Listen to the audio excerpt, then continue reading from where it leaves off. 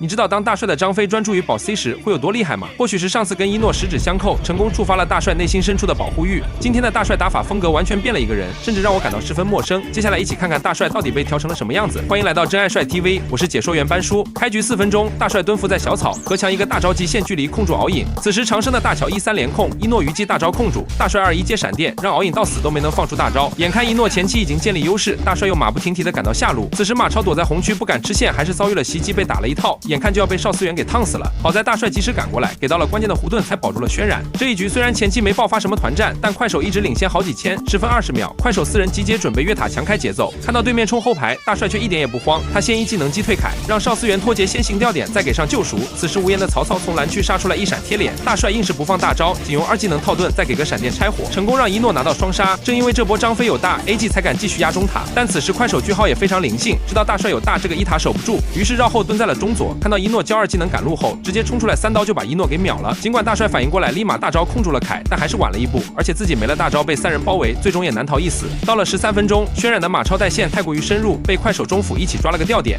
於是 AG 這邊4人暴君打到一半，不得不放棄往後撤，但 AG 知道這條暴君不能放，不然又會被關在家裡出不來。於是忠義在4打5少人的情況下，故意在藍區勾引對面。當對面邊輔上頭追進藍區時，忠義突然回頭一個大招擊飛曹操。與此同時，大帥一個大招封路噴到3個，配合隊友秒掉了曹操。而另一邊，一諾發現了正準備繞後偷襲的沈夢溪，果斷先手大招控住，接着開2技能追着平 A， 再1發1技能將其單殺。這波 AG 4打5成功擊殺2人，形勢瞬間逆轉。於是快手也主動發起了投降，但可惜職業比賽不能領右上角福袋。接下來 AG 想要反掉紅 buff 後跟龍兵一起壓高地，但快手並不想放。此時忠義看到小地圖上敖影下了高地，預判他在草叢，忠義先用1技能探草，再大招砸另一個草，但可惜都猜錯了，而且自己反倒是陷入了包圍。好在長生及時給圈，與此同時大帥一個大招拆火擊退3個，才讓忠義得以殘血坐上電梯回家。緊接着大帥一個2技能擊飛2個，然後閃電兵甲接1技能4連控。與此同時忠義滿血傳送過來，一個大招擊飛把對面野輔控到死。但快手也不是等閒之輩，無言的曹操看到一諾沒2，果斷一閃貼臉準備反打。一諾和長生立馬朝2頭閃現，讓曹操撲了個空。而另一邊快手的敖影已經升空，落地大閃封龍魂擊退3個，打出了一諾的復活，還用3火秒掉了忠義。等一諾復活後，快手的沈夢溪早已蓄力準備2技能踢一腳收割。好在大帥趕過來套盾，讓一諾成功反殺了沈夢溪。此時 AG 勉強打了一波2換3，但餘下3人狀態都很差，本來是沒有機會一波的。但是一諾2技能加速後，2發平 A 接1技能居然秒掉了敖影，最終快手只剩曹操1人無力回天。如今快手已經3比0狼隊，AG 也剛剛3比1拿下了快手。你覺得接下來的紅狼大戰會是一個怎樣的結果呢？